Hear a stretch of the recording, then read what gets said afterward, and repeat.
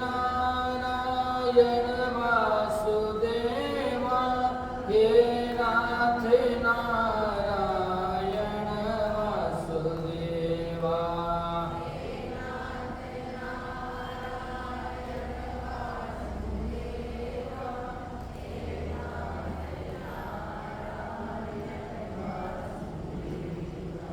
हे नाथ नारायण वासुदेवा हे नाथ नारायण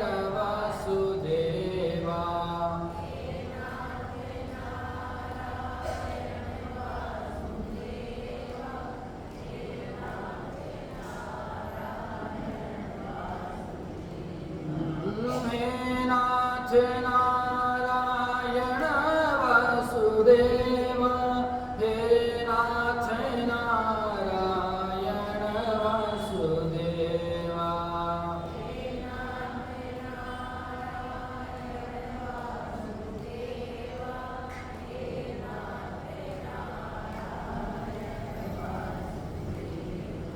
श्री कृष्ण गोविंद हरे मुरारी हे नाथ नारायण वासुदेवा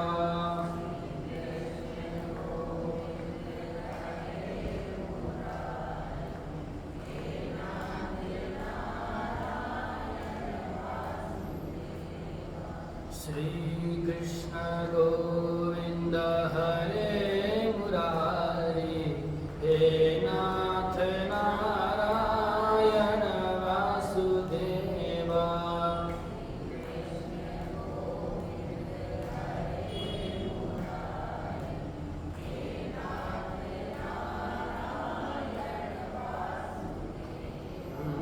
हे नाथ नारायण वासुदेवा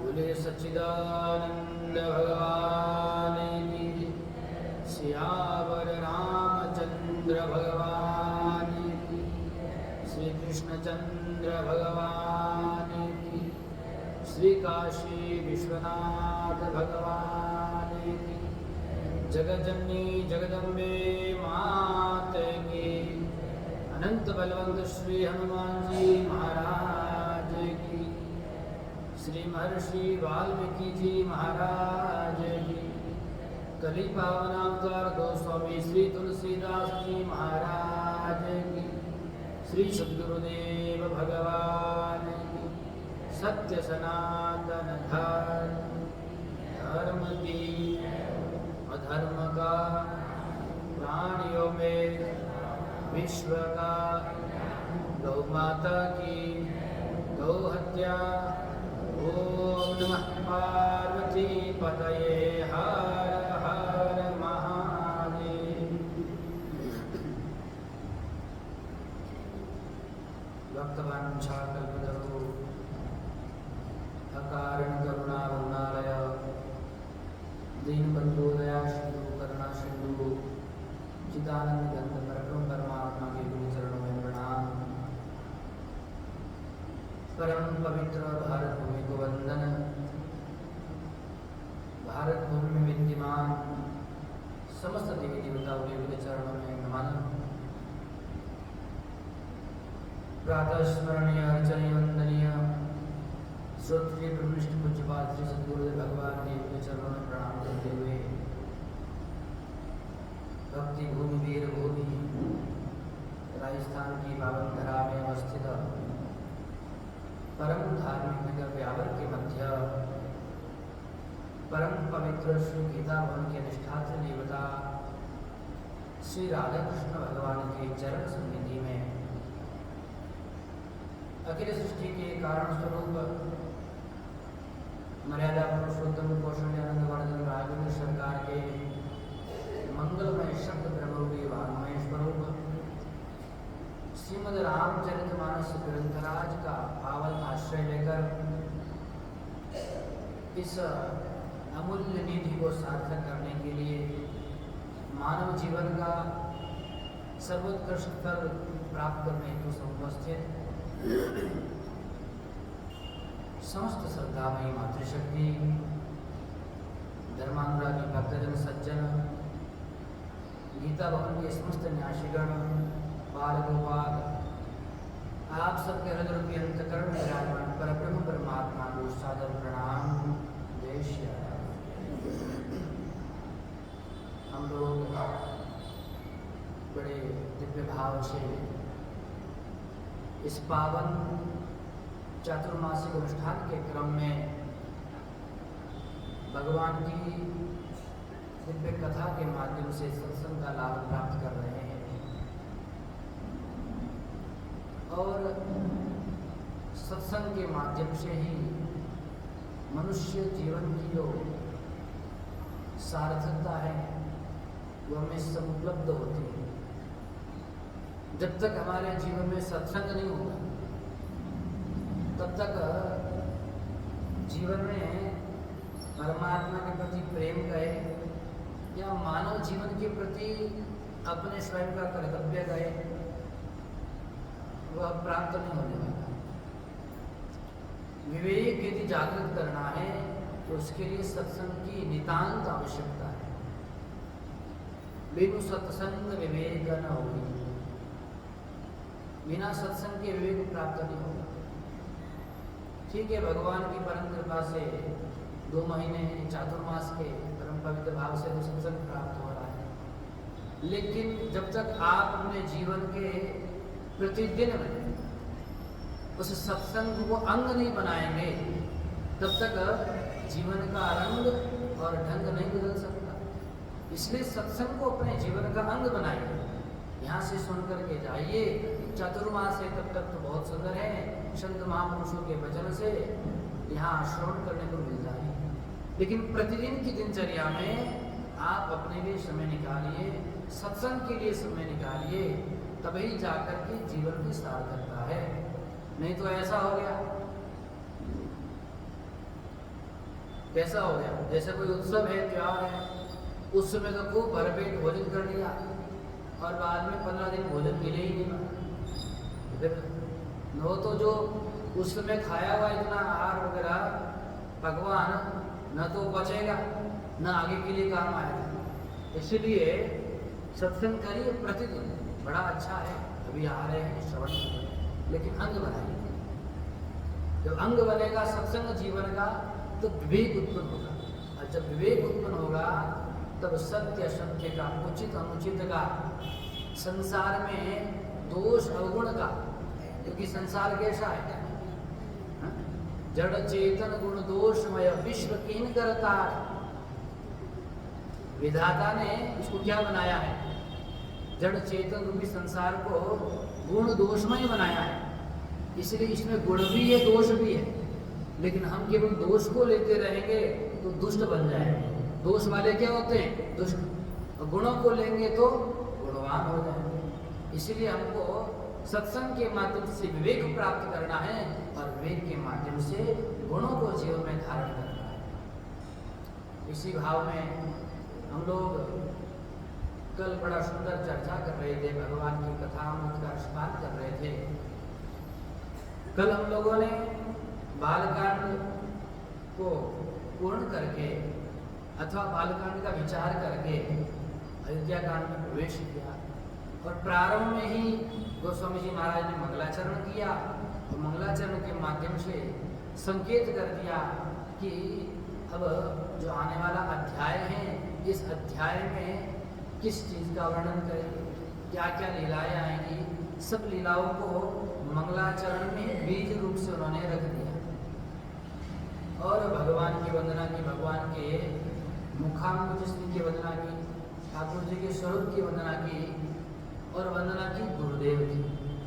श्री गुरु चरण सरोज रज निजमन मुकुर सुधारी वर्णऊ रघुवर विमल जसो जोदायक फल चारि। ये भगवान का जो गुणगण समुदाय है, जग मंगल गुण ग्राम राम के, दान मुकुट धन धर्म धाम के, और यही जो दायक फल चारि। भगवान के जो गुण समुदाय हैं, भगवान की लीलाएं, भगवान की कथाएं, ये क्या है? यश देने वाले। अब इसका अर्थ जानते हैं हम लोग, श्री गुरु चरण सरोज रज। सब तो गाते तो हैं, लेकिन अर्थ भी तो आना चाहिए। श्री गुरु चरण सरोज रज, श्री गुरुदेव भगवान के चरणों में जो कमल है उसकी रज, निज मन मुकुर सुधारी।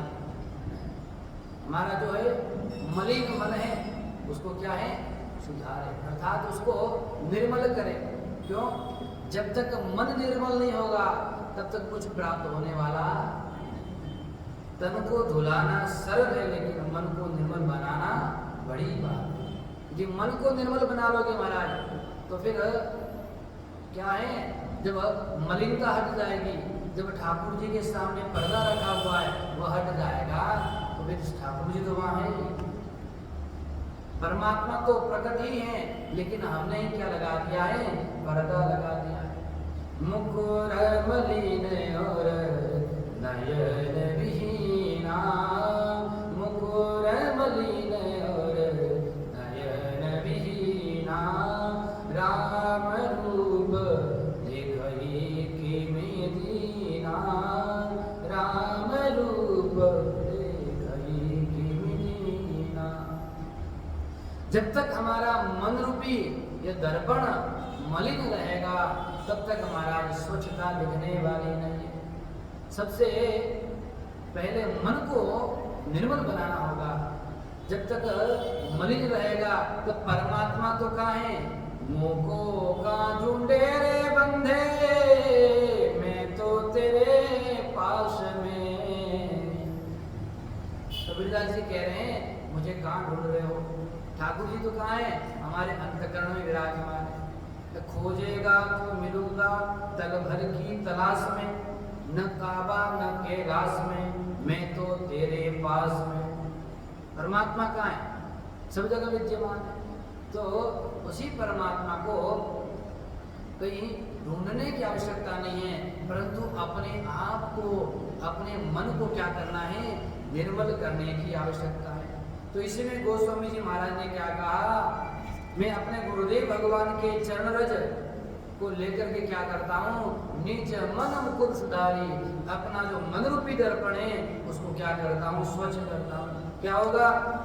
वर्णम रघुवर विमल जस, जिस प्रकार से मैं ठाकुर जी का विमल यश जो है, भगवान ठाकुर जी की यश गाथा है, इसका वर्णन करूंगा। तो ये क्या है? 4 फल देने वाले। कौन से फल? आम, खरबूज, तरबूज, ये बोले नहीं। धर्म, अर्थ, काम, मोक्ष, ये चारों फलों को प्राप्त करने वाले। अब संसार में देखो महाराज, भगवान की जितने लोग कथा करने वाले हैं उनके जीवन में क्या है? धर्म भी प्राप्त है, धर्म भी कर रहे हैं, अर्थ भी प्राप्ति हो रही कथा के माध्यम से, कामना भी पूरी हो रही है। यदि सच्चे मन से कर रहे हैं, क्योंकि जो जिस कामना से करेगा उसको वही फल देने वाला है। मानस तो साक्षात कल्पवृक्ष ही कह दो। इसमें जो जिस कामना से अध्ययन करता है उसको वही फल प्राप्त होता है। इसलिए आपकी कामना क्या है? तो ये तो चारों फलों को प्रदान करने वाली है। इसलिए परम पवित्र भाव से गोस्वामी जी तुलसीदास जी महाराज ने श्री गुरुदेव भगवान के चरण रज की वंदना की। उस चरण रज की वंदना के द्वारा ही मेरा मन निर्मल होगा। और निर्मल मन जन सो मोहि पावा, निर्मल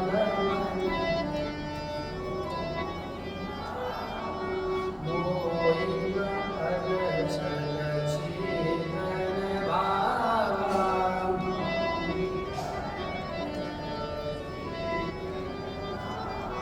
जय सिया राम, जय जय सिया राम, जय सिया राम, जय जय सिया राम। जैसे हमारा मन निर्मल हो जाएगा तो ठाकुर जी आ जाएंगे। ठाकुर जी तो वही हैं, ठाकुर जी कहीं से थोड़ी आएंगे। परमात्मा तो वही विद्यमान है, लेकिन जिस प्रकार से अपना जो शीशा होता है दर्पण, उसमें क्या होती है? जब तक मिट्टी लगी होगी तब तक अपना चेहरा दिखने वाला नहीं, तो उसको क्या है? साफ करना पड़ेगा। उसी प्रकार मलिन मन रूपी दर्पण को यदि साफ कर लेंगे तो परमात्मा तो बैठे हुए दिख जाएंगे। परमात्मा कहीं गए थोड़े।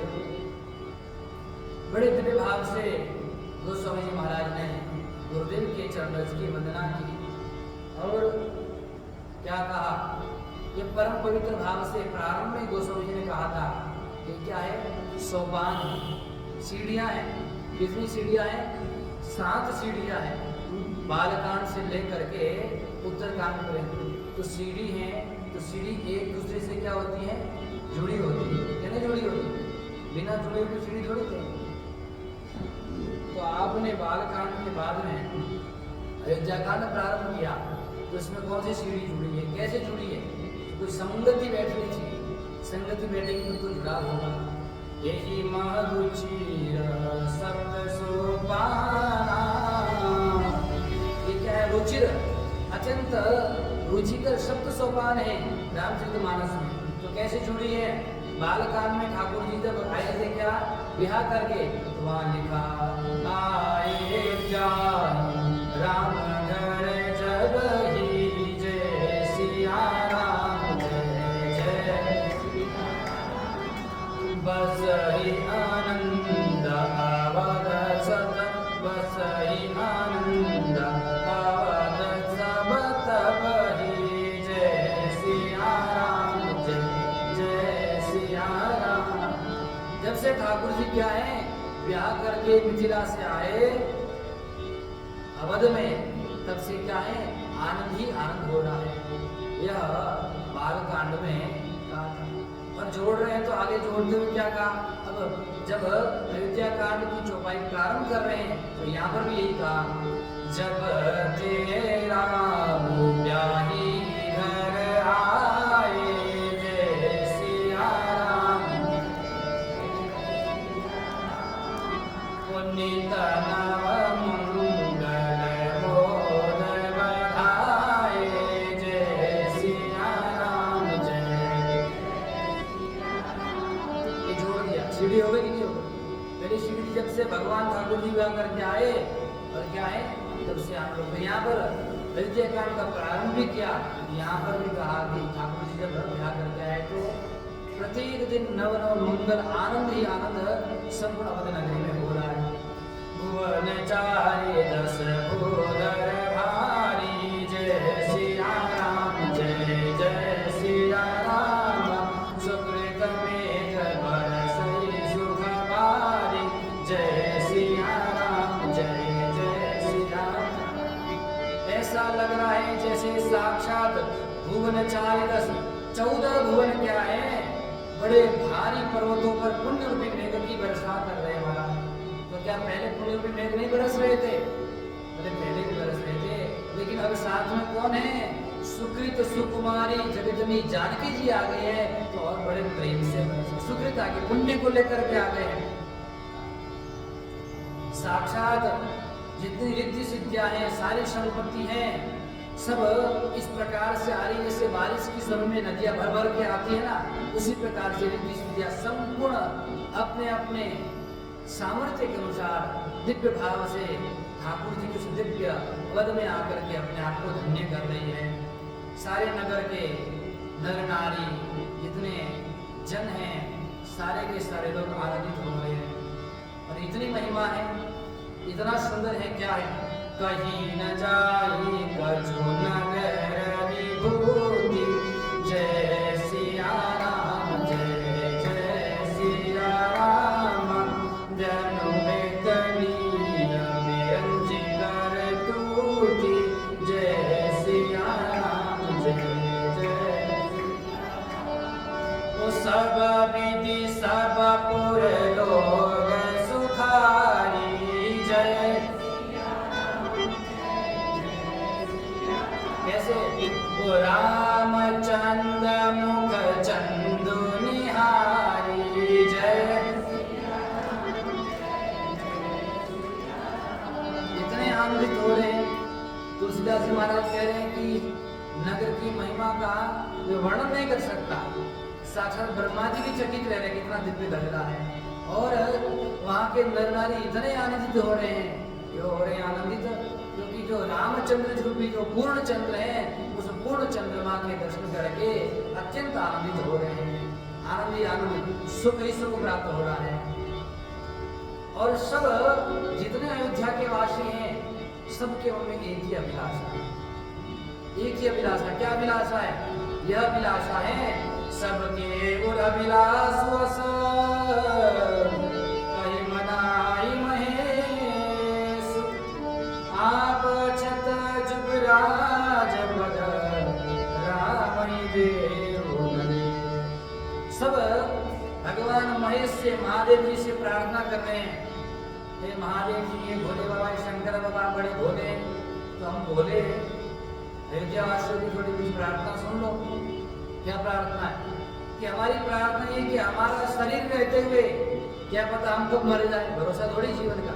तो हमारा अपना शरीर रहते हुए आप ऐसा करिए, हमारे राघवेंद्र सरकार को युवराज पद पर आसीन कर दीजिए, ताकि हम देखिए राम राज्य हमारा।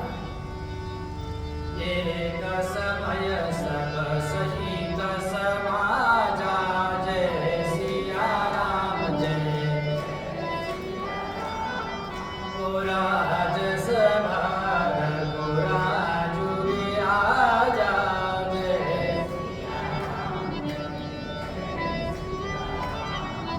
सकल सुकृत मूर्ति नर नाहु, जय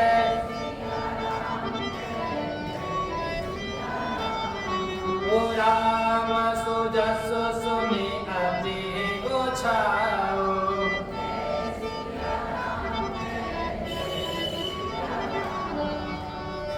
एक समय के बाद, कौन से समय के बाद? जिस समय श्री चक्रवर्ती सम्राट दशरथ जी महाराज अपने राजसभा में समाज के सहित बैठे हुए, सारे मंत्रियों के सहित, पुरोहितों के सहित, उस समय बैठे बैठे इतने आनंदित हो रहे। क्यों आनंदित हो रहे? क्योंकि सब श्री राघवेंद्र सरकार कुछ दिव्य लीला का वर्णन कर रहे हैं, उनके दिव्य स्वरूप का वर्णन कर रहे हैं, उनके यश का वर्णन कर रहे हैं, उनके स्वरूप का वर्णन कर रहे हैं, उनके स्वभाव का वर्णन कर रहे हैं। और कोई आपके बेटे के स्वभाव, स्वरूप, भाव का वर्णन करे तो महाराज आनंद होगा कि नहीं होगा? दशरथ जी महाराज बड़े प्रसन्नचित्त हो रहे हैं। सब जनता के मन में तो अभिलाषा है ही, लेकिन दशरथ जी महाराज भी क्या चाहते हैं, उनके मन में भी यही अभिलाषा उत्पन्न हो रही है। नृप सब रही कृपाभिलाषे, लोक करे प्रीति रुग राखे, त्रिभुवन तीन काल जग माही, बुरी माग दशरथ सन्नाई। सारे लोग उनकी प्रशंसा करें दशरथ जी महाराज की कि आप बड़े सौभाग्यशाली हैं, आपके समान तीनों भुवन में कोई ऐसा राजा नहीं है जिसको इतना सुख मिल रहा हो। और क्यों आप इतने सौभाग्यशाली हैं? क्योंकि महाराज समस्त मंगलों को करने वाले हैं। मंगल भवन मंगलहारी, द्रव सुदशरथ अजर बिहारी। ऐसे चक्रवर्ती सम्राट के घर में समस्त मंगलों को करने वाले, मंगल स्वरूप, कल्याण स्वरूप भगवान परमात्मा आपके पुत्र रूप में आए हैं, इसलिए आपके यहाँ मंगल ही मंगल है। मंगल मूल राम सुत जासु, जय सिया राम जय जय। जो कछु कही घोर सबुतासु, जय सिया राम जय जय सिया राम। सब प्रशंसा कर रहे थे। उसी समय श्री दशरथ जी महाराज ने अपने हाथ में क्या लिया? दर्पण लिया। और दर्पण लेकर के महाराज अपना मुकुट ठीक करना चाहते हैं। उनको ऐसा आभास हुआ कि मुकुट थोड़ा सरक रहा है, कहीं जाना चाहता सरक करके, तो थोड़ा मुकुट ठीक कर ले, गिर न जाए। हाथ में दर्पण लेकर के महाराज मुकुट ठीक कर रहे थे। जैसे दर्पण में देखा तो क्या देखा? जो उन्होंने देखा हम लोग भी देखते हैं, और हम लोग क्या देखते बताएंगे। श्रवण समीप भय सीत के साजे, सिया राम जय जय सिया राम। मन हो जरख बनु अस उपदेशा, जय सिया राम। श्री दशरथ जी महाराज ने क्या देखा? दर्पण जैसे हाथ में लेकर के देखा तो उन्होंने पहले तो मुकुट को ठीक किया, और जैसे ही मुकुट को ठीक कर रहे थे महाराज, अपने कान के निकट में श्रवण समीप, ये जो कान है इस कान के निकट देखा केस है सुंदर, और केसों को देखा सफेद हो गए हैं, और सफेद हो गए तो उनको लगा कि मेरे जो केस हैं मुझे कुछ संकेत दे रहे हैं। क्या दे रहे हैं? कुछ संकेत दे रहे हैं। अब ये केवल संकेत दशरथ जी को थोड़ी दे रहे हैं, हम जो बैठे हैं हमको नहीं दे रहे हैं क्या? अच्छा एक बात बताएं, परमात्मा समय समय पर संकेत देता रहता है। ये प्रकृति हमें हर चीज का संकेत देती है कि भाई अब समय हो गया, थोड़े सचेत हो जाओ, सावधान हो जाओ। कैसे? सबसे पहले तो क्या होते हैं? बाल बकते हैं, तो सबसे पहला संकेत होगा कि बाल सफेद हो रहे हैं, अब संभल जाओ। अब संसार के जो कार्य हैं उनको धीरे धीरे छोड़ते जाओ, उसे धीरे धीरे वैराग्य करो। दूसरा संकेत फिर आता महाराज बुढ़ापा। पहले बाल सफेद आ गए, उसको अनदेखा कर दिया, बालों को क्या कर दिया? अनदेखा कर दिया। बाल सफेद हो गए तो हम प्रकृति को, तू सफेद हो गया तो क्या बात है, हमारे पास काला करने की बड़ी टेक्निक है, हमसे ज्यादा समझदार है क्या? प्रकृति ने सफेद किए, हमने फिर बढ़िया से कलर लगा करके काले कर दिए। तो क्या समझते हो? प्रकृति को धोखा दे रहे हैं महाराज हम लोग, प्रकृति से चतुर बन रहे हैं, हमने फिर काले कर दिए। प्रकृति ने कहा कि ठीक है, एक संकेत तो तुम अनदेखा करो, दूसरा और दे दिया, बुढ़ापा आ गया। फिर तीसरा महाराज आंखों से दिखना बंद हो गया। अब भगवान के मंदिर तो जाते हैं, पर ऐसे करके देखते, आंखें खोल खोल करके आंखें बंद हो रही, बंद हो रही मतलब बैठ जाओ घर में भजन करो, कुछ दिखने वाला नहीं, कानों से सुनना बंद हो जाता है। ये सारे संकेत है। क्या है? अच्छा, इमरजेंसी का संकेत होता ना, कई बार सायरन बजता है कि आक्रमण हो गया है, सावधान सावधान, बड़ा जोर जोर से। कोरोना काल में भी होता था, और अभी जो भारत और पाकिस्तान का जो थोड़ा खटपट हुई, सायरन बजता था, सावधान घर में चले जाओ सब लोग। तो हमको भी संकेत देती प्रकृति, अपने अपने घर की ओर प्रस्थान करो, तैयारी कर लो, तैयारी नहीं की है तो महाराज तैयार हो जाओ, एक एक करके संकेत देते हैं। फिर धीरे धीरे मुख से दांत जाते हैं, क्या हो जाते हैं? सब वेदांती हो जाते हैं। फिर भी कहते हैं नहीं, अभी तो नहीं, अभी वेदांती हो गए, फिर भी एक संकेत नहीं समझेंगे। और लोग समझते महाराज का भजन नहीं करेंगे। जब बुढ़ापा आएगा 60 के बाद भजन का टाइम, उसके पहले भजन का टाइम नहीं है, कीर्तन का टाइम नहीं है। और 60 के बाद क्या होगा? शरीर में मुख में नहीं रहेंगे दांत, और शरीर में नहीं रहेंगी आंख, तो फिर कैसे करोगे राम राम? कुछ बनेगी नहीं फिर बात। बोलोगे राम और मुंह से निकलेगा आम आम, कुछ नहीं कर पाओगे महाराज। इसलिए ये संकेत दशरथ जी के लिए नहीं है, हमारे लिए भी है। इसलिए सावधान हो जाना चाहिए संकेत मिलते ही। और ऐसा नहीं कि बुढ़ापा आएगा तो भी भजन करेंगे, जब समय मिले। ये समय फिर आने वाला नहीं है, ये जो समय मिला है क्या पता कि समय प्राण निकल जाए। संसार में ऐसा कौन व्यक्ति है जो निश्चित रूप से कह सकता है कि मेरे पास 7 दिन पूरे हैं, उसके बाद ही मरूंगा? कोई है? एक थे, कौन थे? श्री परीक्षित जी थे, जो कह सकते थे गारंटी के साथ में कि 7 दिन बाद मरूंगा मैं, उससे पहले मरने वाला नहीं हूं। लेकिन हमारा आपका कोई भरोसा नहीं है, कल चले जाए, परसों चले जाए, कभी भी जा सकते हैं। इसलिए प्रकृति के संकेत देने के पूर्व ही संकेत समझ आओ और भजन में लग जाओ। श्रवण समीप भय सीत के सामन जरख मनु अस उपदेश। अच्छा, दशरथ को किसी ने उपदेश नहीं दिया, स्वयं अपने आप को देख करके, अपने केशों को देख करके उपदेश मान रहे हैं कि साक्षात मुझे क्या हो रहा है? परमात्मा उपदेश कर रहे हैं। ये बहुत हो गया, अब इनको छोड़ दिया जाए और भगवान के भजन में रख दिया जाए। आदि गुरु शंकराचार्य जी कहते हैं कि श्वेत केश मृत्यु का संकेत है। इसका संकेत है, ये मृत्यु के दूत है कि नहीं? श्वेत केश आ गए, मुख में से दांत गिर गए, सुनना कम हो गया, धीरे धीरे मृत्यु की ओर जा रहे हैं। जाना तो है ही। अच्छा ये बताओ कौन नहीं जाएगा? कोई लड़ाई करेगा मैं नहीं आने वाला, आना का नहीं कर सकता। एक सज्जन है महाराज, नाम तो क्या हुआ, बोले महाराज ऐसा कोई मंत्र बताओ या ऐसा कहो कि जो यमराज लेने के लिए आए तो मैंने आराम से चला जाऊं। क्या? आराम से चला जाऊं। तो तुमने कहा कि आराम से नहीं जाओगे, आना का नहीं करोगे क्या? वहां तो आराम से ही जाना पड़ेगा, आएगा तो लेके ही जाएगा, तुम्हारी बात सुनने वाला। कृतान्तस्य दूती जरा कर्णमूले समागत्य लोका शृणुध्वं शृणुध्वं परस्त्री परद्रव्य हिंसास्त्यजध्वं भजध्वं रमानाथ पादारविन्दं भजध्वं रमानाथ पादारविन्दं। आद्य जगतगुरु श्री शंकराचार्य भगवान कहते हैं कि जो हमारे कर्ण मूल के समीप जो आए शीतकेश हैं, श्वेतकेश हैं, वे मृत्यु के दूत हैं। इसीलिए इनको आया समझ करके सुनो सुनो सुनो, क्या सुनो? परस्त्री परद्रव्य हिंसा त्यजत्वम, परस्त्री में जो आसक्ति है, परद्रव्य में जो आसक्ति है, और जो संसार में हिंसा कर रहे हो, मन कर्म वाणी से, मन से भी हिंसा कर रहे हो, किसी को मन से गाली दे रहे हो, वाणी से किसी को गाली दे रहे हो, और शरीर से तो कर ही रहे हो। तो समस्त प्रकार की हिंसा का परित्याग करके क्या करो? भज त्वं रमानाथ पादारविन्दं। श्री ठाकुर जी के चरणों का ध्यान करो, श्री ठाकुर जी को भजो, उनका भजन करोगे तब क्या होगा?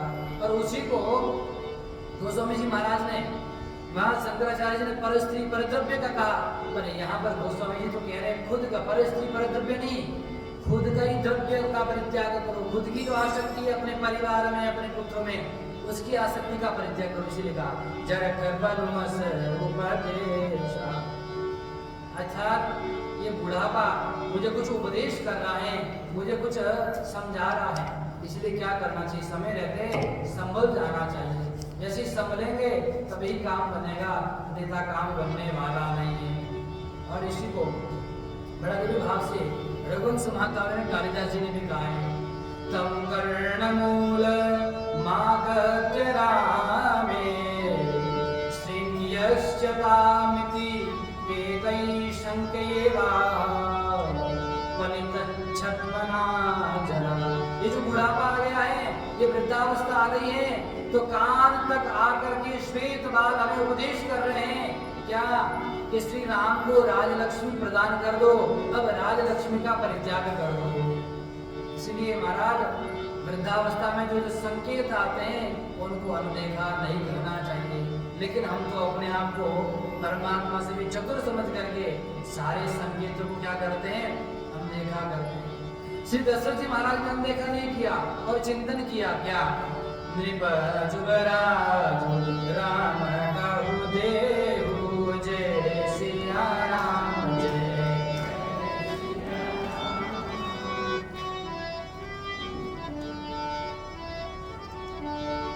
दशरथ जी महाराज को संकेत क्या हुआ कि जो राज्य स्थान है, राज्य लक्ष्मी किसको देना है? रामचंद्र जी को देना चाहिए। और दे करके क्या होगा? जीवन जन्म लाभ ये जीवन का जो लाभ है इसको प्राप्त कर लो महाराज। ये लाभ चला जाएगा, ये लाभ फिर रुकने वाला नहीं है, इसलिए इसके रहते क्या करो? प्राप्त कर लो। संसार में आप कितना भी कुछ भी प्राप्त कर लो, लेकिन सदैव के लिए रहने वाला नहीं है। अच्छा, सब लोग जानते हैं कि मरना है, और सब लोग ये भी जानते हैं कुछ लेके जाना नहीं। सिकंदर को जानते हैं, सिकंदर आया था भारत में और अपने गुरुजी से कहा कि मैं भारत को विजय करके आऊंगा। उन्होंने कहा कि तुम विजय प्राप्त नहीं कर सकते भारत पर, भारत बड़ा दिव्य देश है और बड़ा बलशाली है। उसने कहा नहीं, मैं विश्व को जीत करके आऊंगा। गुरुजी ने कहा मुझे लेकर के आना, वहाँ संत महात्माओं के वचनामृत लेकर के आना, वहां से कुछ प्राप्त करके लाना। ठीक है, जब आया और आया तो यहाँ से भारत के संत मिले, दिव्य संत मिले, ऐसा उपदेश किया उन्होंने कि वो समझ गया। क्योंकि वो जब लूटपाट कर रहा था, सारे देश को जीत रहा था, तो संत जी ने कहा तुम इतना विश्व विजेता अपने आप को राजा कहते हो, बड़े बलवान कहते हो, सम्राट कहते हो, ये बताओ ये वस्तु है कि यहाँ से उठा करके लेके जाओगे स्वर्ग में? मुझे ये वस्तु ला करके वहां देना। तो सोच में पड़ गए, चिंतन में पड़ गए, क्या कह रहे हैं। फिर बाद में जो मरने वाला था, तो मरने से पहले जो ईसाई लोग होते हैं या तो इनकी ताबूत होता है, क्या होता है? ताबूत, ताबूत में भर के ले जाते हैं। तो मरने से पहले उसने अपने सैनिकों से कहा, मंत्रियों से कहा कि ताबूत के साइड में 2 छिद्र कर देना और उसमें से क्या है मेरे दोनों हाथ निकाल देना। बोले ऐसा क्यों? इसका कारण तो बताओ, ऐसा आज तक हुआ नहीं है। बोले ये मैं संसार को बता देना चाहता हूँ कि संसार में कितना भी कुछ प्राप्त कर लो, लेकिन जब मरोगे तो खाली हाथ ही जाओगे। इसीलिए भरे हाथ जाना है तो भगवान के भजन में लग जाओ। श्री दशरथ जी महाराज ने विचार किया और जैसे ही मन में विचार आया, उस विचार को लेकर के दशरथ जी महाराज रामचंद्र जी के विषय में सोच रहे हैं। और जब जब विचार आया तो कहाँ गए? गुरुदेव के पास गए। जब आपके मन में विचार आए, किसी प्रकार का संदेह शंका आए, तो गुरु के पास में जाकर के पूछना चाहिए। वो स्वयं चाहते तो युवराज को दे सकते थे कि नहीं दे सकते थे, सामर्थ्य है कि नहीं, लेकिन गुरु आज्ञा गुरुदेव भगवान की आज्ञा ही सब कुछ है। दशरथ जी को ही राम जी अच्छे नहीं लग रहे, सबको अच्छे लग रहे हैं। सब ही राम प्रिय जय विधि मोहि, जय सिया राम जय प्रभु आशीष जनो तन धरि सोहि, जय सिया राम जय सिया राम। गुरुदेव के पास में जय और पास में जाकर के कहने लगे, हे गुरुदेव, सारे अयोध्या के नगर वासियों को ठाकुर जी अत्यंत प्रिय लगते हैं और बड़े सबको आनंद दे रहे हैं, और मेरे मन में भी यही इच्छा है। जय गुरु चरण रेणु सिर धरई, जय सिया राम जय तेजनु सकल विभव बस करई, जय सिया राम जय। जो गुरुदेव भगवान के चरण रज को सिर में धारण करते हैं, वे सारे संसार को अपने वश में कर लेते हैं। जो गुरु आज्ञा में रहते हैं, गुरुदेव के वचनों पर जिसको विश्वास है, वो सारे जग को जीत लेते हैं। देखो आप ये गुरुदेव हैं, अब यहाँ क्या लिखा? गुरुदेव के चरण रज को सिर में धारण करते हैं। तो मान लो आपके गुरुदेव आ गए और रोज प्रतिदिन आप गुरुदेव के चरणों को धो धो करके सेवा कर रहे हैं, प्रक्षालन कर रहे हैं, चरणामृत का पान भी कर रहे हैं, और गुरुदेव को तो मानते हैं, गुरुदेव को तो मानते हैं, गुरु को मानते हैं, लेकिन गुरु की नहीं मानते, तो क्या फायदा? तो गुरु को तो मानते, लेकिन गुरुदेव ने जो कहा उस बातों को नहीं मानते, तो कुछ होने वाला नहीं है। इसलिए धन्य भागी तभी है, जीवन में आपके परिवर्तन तभी आएगा। गुरुदेव को मानो चाहे न मानो, लेकिन गुरुदेव की बात को तो जरूर मानो, क्योंकि वो आपका कल्याण करेंगे। गुरुदेव की वाणी ही समस्त प्रकार के अज्ञानों का, अंधकार रूपी जो अज्ञान है उसका क्या करेगी? नाश करेगी। इसको नहीं सुनेंगे तो होने वाला नहीं। तो दशरथ जी महाराज ने गुरुदेव से निवेदन किया कि हे गुरुदेव, अब आप क्या करिए, मेरे राघव को युवराज बनाइए। ऐसा नहीं कहा कि गुरुदेव मैं बनाना चाहता हूँ, ये राम राज्य की स्थापना है, कि गुरुदेव के पास में जाकर तो उनसे कह रहे हैं कि आप क्या करिए, मेरे मन में एक अभिलाषा है, उस अभिलाषा को पूर्ण करिए। क्या अभिलाषा है? मेरे मन में यही अभिलाषा है कि जो राघव है उसको युवराज बनाना है। अब अभिलाष एक मन मोरे, जय सिया राम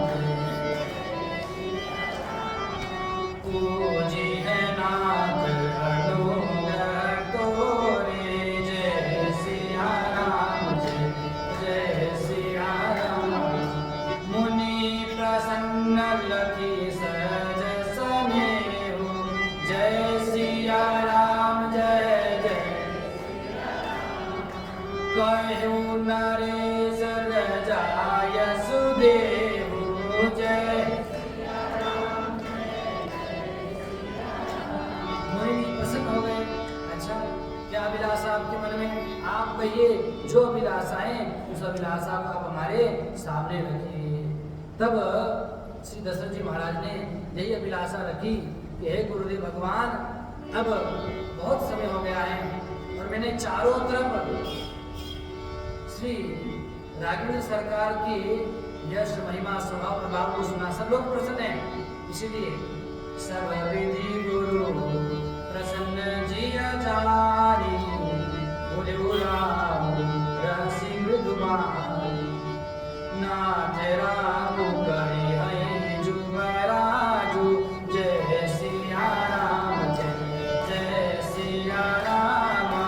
कहिया कृपा करिया समाजू, जय सिया राम जय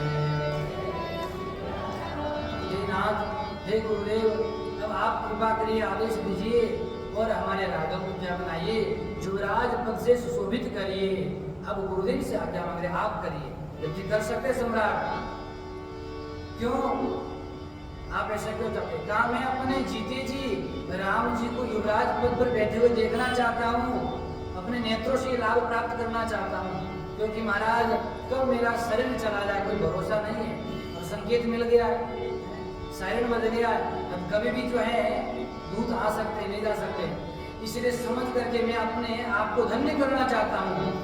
उन्हीं न सोच तनुराई की जाओ, जय सिया राम जय जय, न होए पाछे पछताओ, जय। यदि अभी मैंने राघव जी को युवराज पद नहीं दिया तो हो सकता है बाद में मुझे पछतावा मिलेगा, मुझे कुछ प्राप्त होने वाला नहीं है। इसलिए जो समय हमारे पास में विद्यमान है उस समय का सदुपयोग करो, बाद में केवल क्या मिलेगा, पछतावा ही मिलेगा, कुछ प्राप्त होने वाला नहीं है। इसलिए केवल दशरथ जी के लिए नहीं, ये हम सब के लिए उपदेश है। जो हमें समय प्राप्त है उस प्राप्त समय का सदुपयोग करते रहना चाहिए और सदुपयोग करके भगवान के भजन में लग जाना चाहिए। जैसे ही ये वचन श्री वशिष्ठ जी महाराज ने सुना, उन्होंने कहा कि दशरथ जी बहुत सुंदर बात है, बड़ी अच्छी बात आपने कही। प्रसन्न होकर के कहने लगे, इसमें विलंब मत कीजिए, इसमें विलंब मत कीजिए, ये तो जितना जल्दी करे उतना अच्छा है। वेगी विलंब न करिय नृप, साजिय सगुई समुजा समाज, सुदिन सुमंगल तबहि जब राम होय जुबरा। तो दशरथ जी महाराज ने पूछा, गुरुदेव शुभ मुहूर्त बताइए। क्या बताइए? शुभ मुहूर्त बताइए, किस मुहूर्त में किया जाए? तो कह रहे कि हे राजन, भगवान के लिए मुहूर्त की आवश्यकता नहीं है। अरे जिस समय राघवेंद्र सरकार का क्या करोगे, अभिषेक करोगे, वही शुभ मुहूर्त हो जाएगा।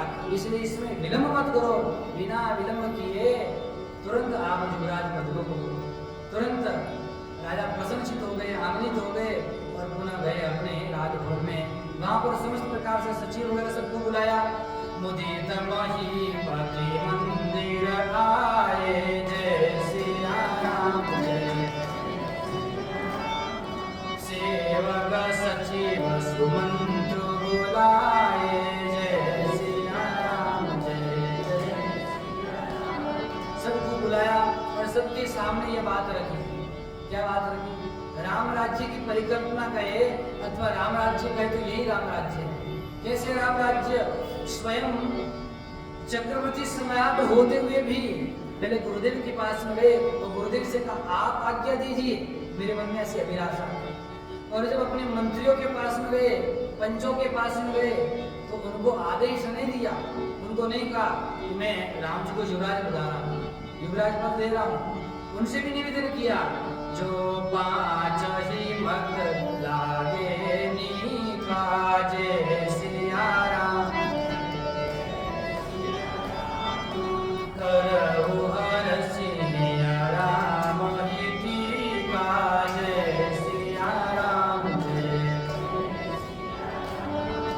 सबको समाचार सुनाया कि गुरुदेव से मैं आज्ञा लेकर के आया हूँ, मेरे मन में ऐसी इच्छा है, यदि आप सभी पंचों को महाराज यह मत अच्छा लगता है, ये राम राज्य की परिकल्पना है, आप सभी जो पंच बैठे हैं आपको अच्छा लगता है, तो आप लोग राम जी का क्या करिए, राज तिलक कर दीजिए। और महाराज पंच तो पहले से तैयार ही थे, सबके मन में अभिलाषा यही थी कि राघव जी को युवराज पद मिले।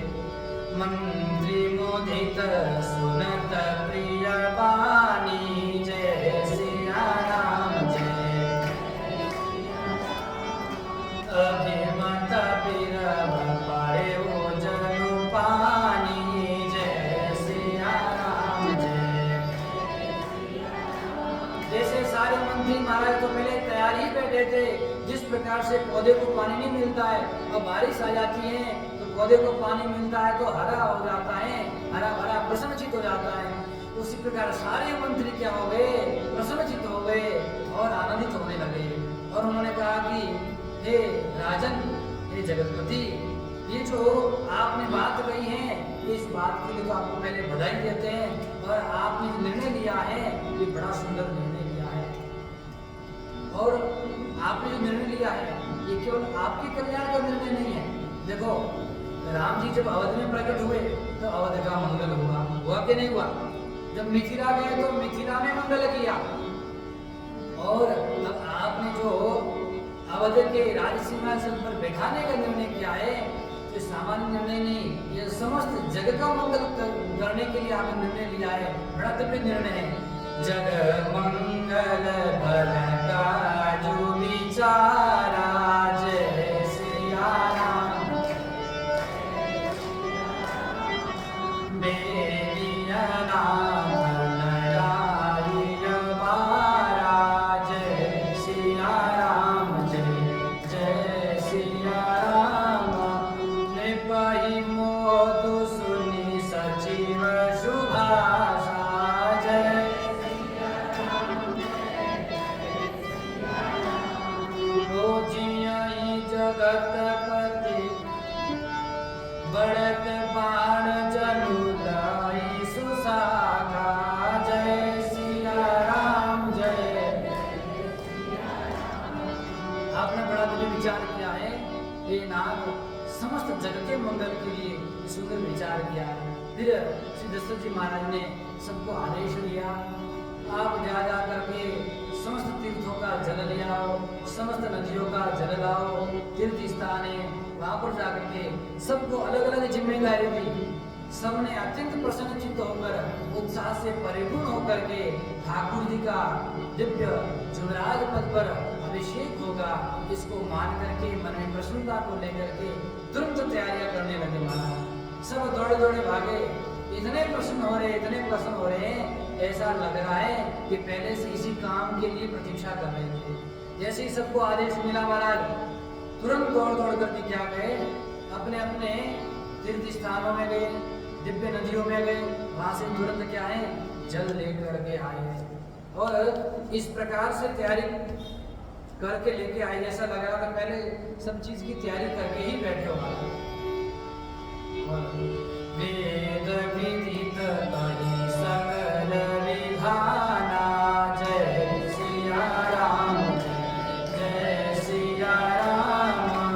कहे रचऊ विविध विधाना, जय सिया राम, जय जय सिया राम।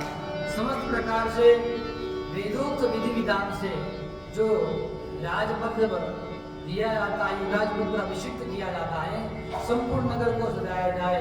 वेदोक्त रीति रिवाज जो सारी लोक रीति हैं, उन सब का पालन किया जाए। सब जगह समस्त प्रकार से केले के वृक्ष लगाए गए, क्योंकि मंगलता के सूचक शुभ कार्यों भागवत कथा की होती है, उसके वृक्ष लगाए जाते हैं। और समस्त प्रकार से सुंदर सुंदर मंडप बनाए गए। और उसके बाद में कुल देवता भगवान गजानन जी, इन सब की पूजन के लिए समस्त तैयारियां की, ब्राह्मणों को बुलाया। पूजहु गणपति तुर कुल देवा, जय सिया राम, सब विधि करहु भूमि सुर सेवा, जय सिया राम, जय जय सिया राम। समस्त प्रकार से सब ब्राह्मणों को आदेश दिया, आप जाकर के पूजा की तैयारी करिए तुरंत। और श्री दशरथ जी महाराज ये भी अपने भवन में गए और जाकर के कहा, सारे नगर में समस्त प्रकार से ये सूचना जो है सबको प्रदान कर दो। जो जो सूचना प्राप्त करेंगे, उसी प्रकार सारे नगर के नगरवासी भी प्रसन्नचित्त हो जाएंगे, आनंदित हो जाएंगे। और नगरवासी तो इसी दिन की प्रतीक्षा कर रहे थे। इधर तुरंत चारों ओर शगुन होने लगे।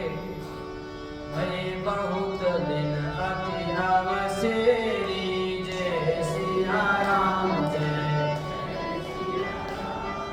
सगुन प्रतीति भेंट प्रिय केरी, जय सिया राम, जय सिया राम। समस्त ओर से चारों ओर सगुन ही सगुन होने लगे। और जैसे ही सगुन हो रहे थे, श्री राघवेंद्र सरकार मन में क्या सोच रहे हैं, देखो ये होता राम राज्य। समाचार राघव जी को भी तक पहुंचा नहीं था कि आपका युवराज पद होने वाला है, लेकिन शुभ शकुन होने वाले थे तो रामचंद्र जी सोचने लगे भाई भाई का प्रेम कैसा होगा।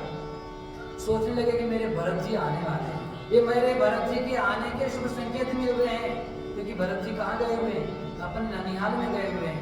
श्री शत्रुघ्न जी और भरत जी दोनों ननिहाल में हैं।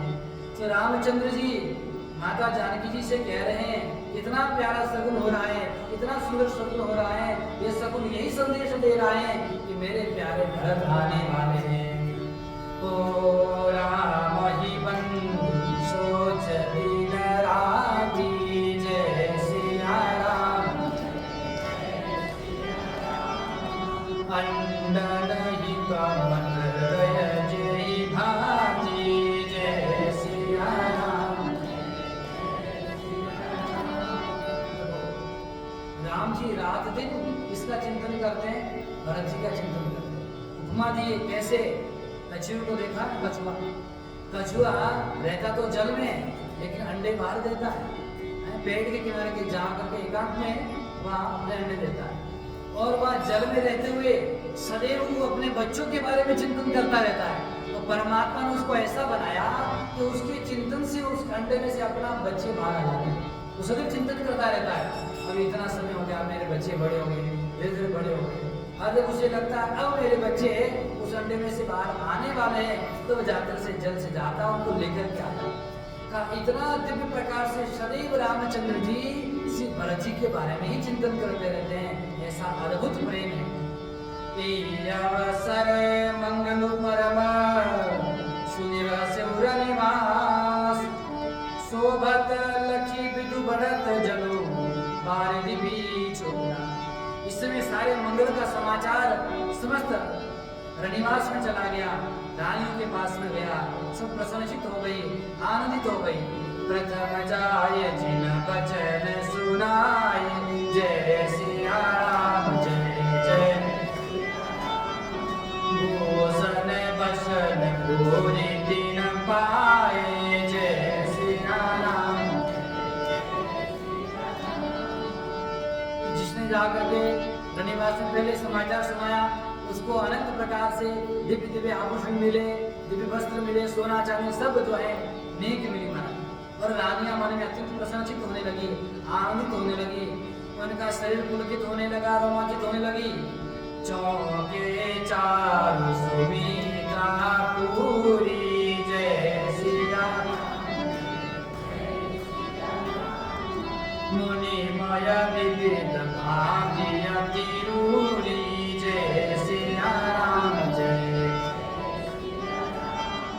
आनंद मगन राम अवतारी, जय तो दिए दान बहुविध कारी,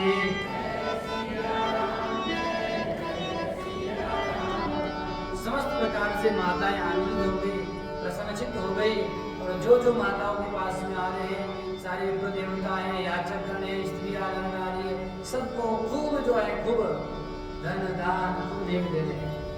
और नगर के नगरवासी क्या कर रहे हैं, सारे नगरवासी आनंदित होकर के मंगल गान प्रारंभ कर दिया उन्होंने, दिव्य प्रकार से भी मंगल गान करते हैं। और उस नगर में रहने वाले जितने पशु पंछी सब आनंदित हो रहे हैं, कोई मधुर मधुर स्वर से कू कू कर रही हैं, मृग अपने बच्चों के साथ में आनंदित हो रहे हैं, चंद्रमा भी अपने दिव्य स्वरूप को प्रकट कर रहा है, पूर्ण चंद्रमा के रूप में प्राप्त हो रहा है, सब आनंदित हो रहे हैं, किसी के मन में कोई किसी प्रकार का दुख नहीं है, परंतु आनंद ही आनंद है। अब राघव जी सरकार को समाचार तो मिला नहीं था, दशरथ जी ने कहा था आप स्वयं गुरुदेव जाकर के उनको आदेश देना, आप समाचार सुनाना। इधर श्री गुरुदेव वशिष्ठ जी स्वयं आए और आकर के कहाँ गए, राजभवन में गए। राजभवन में आने का समाचार मिला, राघव जी के उस महल की ओर जा रहे थे। उसी समय तब नर नाम वशिष्ठ बोलाए, जय सिया राम जय जय सिया राम, राम नाम सिमरन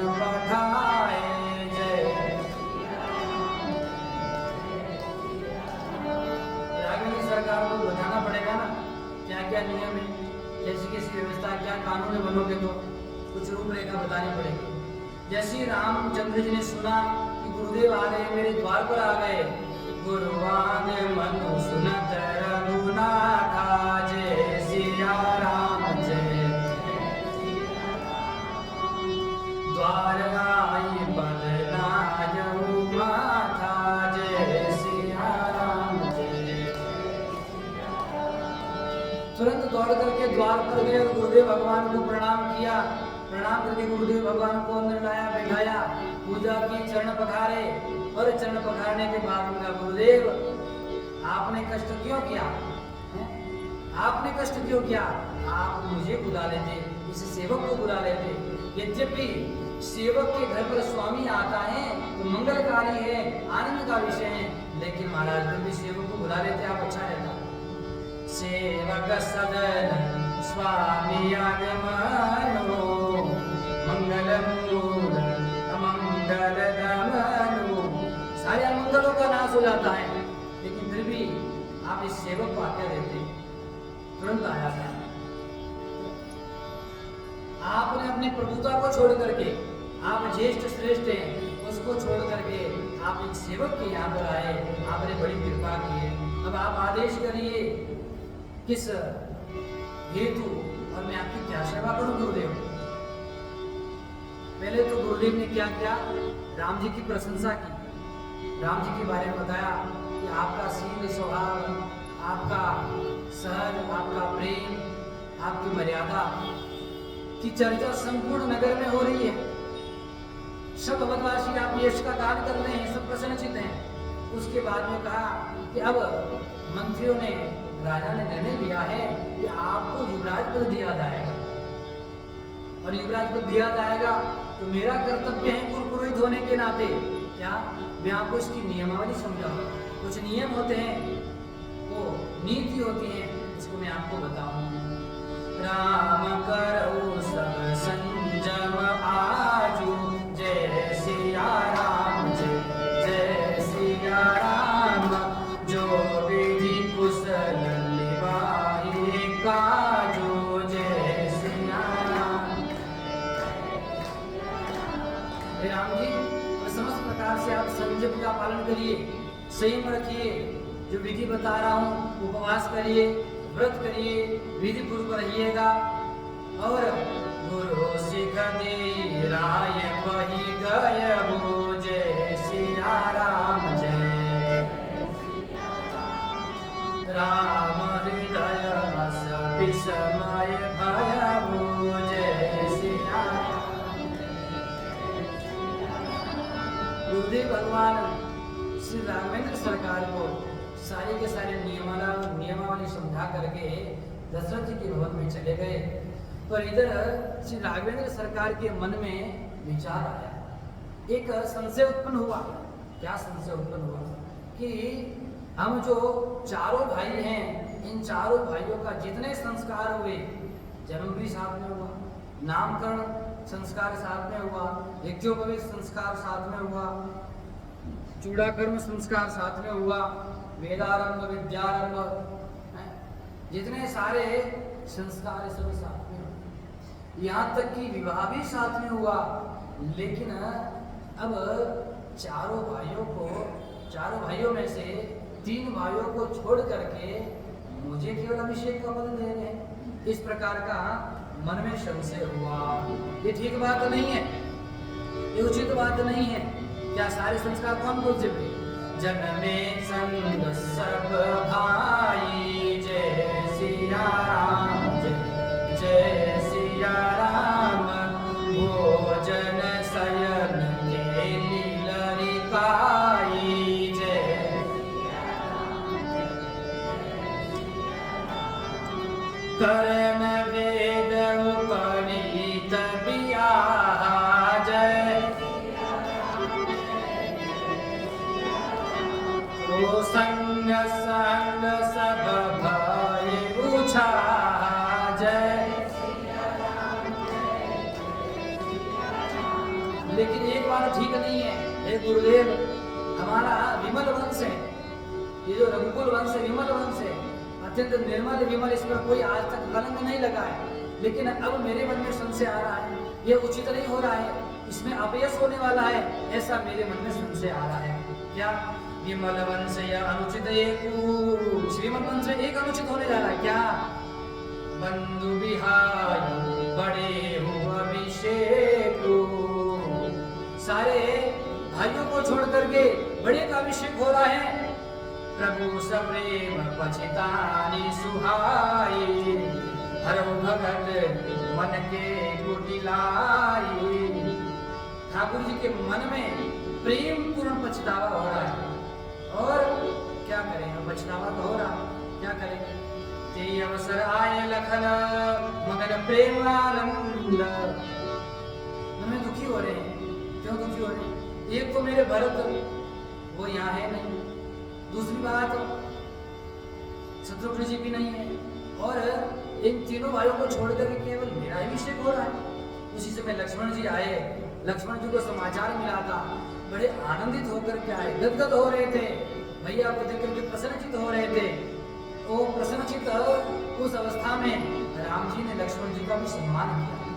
कैसे सम्मान किया? हालांकि किसी मुस्कुराहट दे करके, अच्छा आओ लक्ष्मण जी, लेकिन मन में थोड़ा खेद है, पीड़ा है, तेरे भरत जी का है। इधर समस्त प्रकार से नगर में क्या हो रहा है, नगर के नर नारी क्या कर रहे हैं? बाजही बाजही विविध विधाना, जय सिया राम, पुर प्रमोद नहीं जाई बखाना, जय सिया राम। भरत आगमनु सकल मनावै, जय सिया आवहु बेगी नयन भलो पावहि, जय। वहाँ के जो नगरवासी हैं ये भी सोच रहे हैं कि ठाकुर जी का तो जब भी अभिषेक हो रहा है, अब भरत जी नहीं है, ये भी आ जाते हैं। अरे भरत जी जल्दी आ जाओ, और अपने नेत्रों से ये शुभ फल शुभ कार्य होने जा रहा है, आप अपने नेत्रों से देखना। समस्त नगर गली घर चबूतरे चौक सबको सजा दिया, और सब जगह पर शुभ मुहूर्त के संकेत हो गए। सारे लोग आनंदित होकर के नाच गायन कर रहे हैं। और दूसरी तरफ महाराज अयोध्या में तो आनंद ही आनंद हो रहा है। क्या हो रहा है? आनंद ही आनंद हो रहा है। लेकिन दूसरी तरफ स्वर्ग में देवता जो हैं इनको कुछ अच्छा नहीं लग रहा है, इनको थोड़ी परेशानी हो रही है। क्या परेशानी हो रही है? इनको ये लग रहा है कि ठाकुर जी यदि क्या है इस राजपद पर बैठ गए, सिंहासन पर बैठ गए, तो महाराज हमारा क्या होगा? बेचारे परेशान है देवता भी। एक बात तो ये है कि देवता स्वार्थी है, दूसरी बात विपत्ति भी तो है उनके। क्या विपत्ति है? रावण ने सब भोजन पानी बंद कर दिया, उनका यज्ञ हवन होम श्राद्ध सब बंद करा दिया, निर्बल हो गए।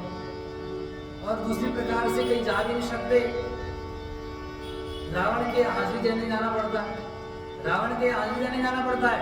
रावण कहता है इंद्र जल वर्षाओ, जल वर्षाओ, वही देवता मेरे यहाँ झाड़ू लगाओ, झाड़ू लगाना पड़ता है। सब प्रकार से सारे देवताओं को समय समय पर हाजिरी लगानी पड़ती है। अरे यहाँ तक ब्रह्मा जी भी हाजिरी लगाने जाते हैं।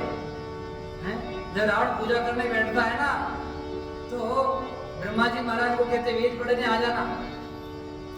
तो ब्रह्मा जी महाराज वेद पढ़ने के लिए जाता, मेरे पूजा का टाइम हो गया है, आ गए। एक बार के बाद ब्रह्मा जी सुबह सुबह जल्दी चले गए, तो द्वारपाल ने रोक दिया, कहाँ जाते हो? बोले मैं ब्रह्मा जी, कोई ब्रह्मा जी नहीं है। बोले मुझे रावण जी ने बुलाया है वेद पढ़ना। बोले अभी विश्राम कर रहे, बाद में आना। ब्रह्मा जी कह रहे कैसा रावण है, मैंने कैसी सृष्टि की है, मुझे आना पड़ रहा है, मेरी सृष्टि में मुझे रोका जा रहा है उसके द्वार पर। तो ऐसी स्थिति थी, इतना डर था रावण का। और यहाँ तक कि भोले बाबा भी कहते थे यहाँ आ गया तो पर्वत में उथल पुथल करेगा, कैलाश उठा देगा। जटा कभी गलत वाला प्रभात पावी तस्तरे गले बलंबरम निदान भुजंग तुंग मालिका। महाराज ये क्या करेगा? समस्त प्रकार से मेरे पर्वत को हिलाएगा, परेशान करेगा। उठाने आ गए एक बार पर्वत, खूब साधना की, भगवान भी कौतुकी है भोलेनाथ। जैसे पर्वत उठा रहा था तो थोड़ा पर्वत हिल रहा था। माता पार्वती के लिए क्या हो रहा, ये हो क्या रहा है?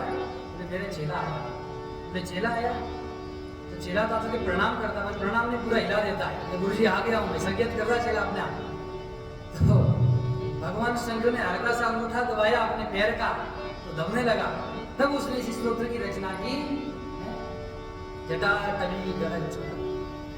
इस संपूर्ण स्तोत्र की रचना की तो भगवान प्रसन्नचित्त हो गए। तब कहा कि ठीक है। तो ऐसा रावण था कि भगवान शिव जी को जाना पड़ता था कि यहाँ आएगा तो उधर पुधर करेगा, चलो मैं ही चला जाता हूँ, पूजा करा के आ जाता हूँ। तो समय से भगवान भोलेनाथ भी जाते थे, मेरी पूजा कर ले आई, फिर मैं चला जाऊँ शांति से। तो इतना डरता तो देवता की क्या हालत होती होगी सोचो। देवता परेशान थे और देवताओं को ये अच्छा नहीं लगा कि राम जी का क्या हो रहा है, राज तिलक हो रहा है। तीन ही सुहाइना अवध बधावा, जय सिया राम जय। चोर ही चंदेरा तीन भावा, जय सिया राम। कैसे नहीं सुहाना? जैसे चोर होते हैं, चोर आते हैं ना, यदि चांदनी रात होती है तो चोर कहते हैं हाँ चांदनी रात आ गई, सारा उजाला है, कोई भी देख लेगा। चोरों को चांदनी रात अच्छी नहीं लगती है, उनको तो अंधेरी रात ही अच्छी लगती है। अमावस्या हो तो बढ़िया से चोरी होगी, बढ़िया से डाका डालेंगे, लेकिन चांदनी रात जैसे चोरों को नहीं सुहाती है, उसी प्रकार अयोध्या में जो मंगल गान हो रहा है, क्या हो रहा है? कनक सिंहासन शील समेता, बैठहि राम होए चित चेता। सकल कही सब सकल कही कब होई काली, बिघन मनावई देव कुचाली। अयोध्या के जितने अयोध्यावासी हैं, जितने नर नारी हैं, जितने लोग हैं, मंत्री सैनिक, सब एक ही चिंतन कर रहे हैं, अरे ये काली रात कब जाएगी, कब प्रातः काल होगी, रात्रि गमिष्यति भविष्यति सुप्रभातम। रात्रि कब जाएगी और सुप्रभात कब होगा? जैसे सुप्रभात होगा हमारे राघव का, हमारे प्यारे का, हमारे लाला का राज तिलक होगा। इसीलिए वो सोच रहे रात कब बीत जाए। और देवता जो है सोच रहे कि चांदनी रात आ गई, ठीक नहीं है, कुछ किया जाए, क्या किया जाए? वो तो स्वयं तो कुछ कर नहीं सकते, तो किसको बुलाया? माता सरस्वती के पास में गए और सरस्वती के पास में बार बार विनती करने लगे। शारद बोली विनय सुर करही, जय सिया राम जय। बारही बार पायले परही, जय सिया राम। माता सरस्वती को बुलाया और एक बार नहीं, बार बार पैरों में पड़ रहे, मैया मैया। क्या बोलो बेटा, क्या हुआ? बोले मैया मैया। बोलो, विपत्ति हमारी बिलो की बड़ी, माँ तू करिए सोयाज। राम जाए बलराज तजी, होई सकल सोना। हे मैया, हमारी विपत्ति पिटाई है बाप, अब आप ही हमारी विपत्ति को दूर कर सकती हैं, इस समस्या को दूर कर सकती हैं। आप क्या करिए, राघवेंद्र सरकार को वन में भेजिए और राजकाज का परित्याग कराइए, तब होगा सकल सुख का। देवता कितने स्वार्थी, दूसरे का अकल्याण होगा, दूसरे को राज गद्दी से हटाएंगे, उसको वन में भेजेंगे, तब हमारा कल्याण होगा। विचित्र लोग ऐसा सोचते हैं। और अब क्या होगा आगे, उसको विचार करेंगे, कल आज ही विराम देते हैं। अब माता जी से प्रार्थना करने दो। माता जी मांग नहीं रही जल्दी, क्योंकि भगवान को कैसे भेजे भाई, किस मुंह से भेजे? माता जी को अच्छा थोड़ी लगता है, लेकिन देवता बार बार प्रार्थना करते, करने दो। एक दिन प्रार्थना करेंगे, अगले दिन माता जी हो सकता मान जाए, तो कल विचार करेंगे मानेंगे नहीं माने। बोले श्याम रामचंद्र भगवान, श्री काशी विश्वनाथ भगवान, श्री कृष्णचंद्र भगवान, जगतजननी जगदम्बे मात, अनंत बलवंत श्री हनुमान जी महाराज, महर्षि वाल्मीकि जी महाराज, गोस्वामी श्री तुलसीदास जी महाराज, श्री सद्गुरुदेव भगवान, सत्य सनातन धर्म की अधर्म का प्राणियों में विश्व का गौ की गौ हत्या। ओम नमः पार्वती पते हर हर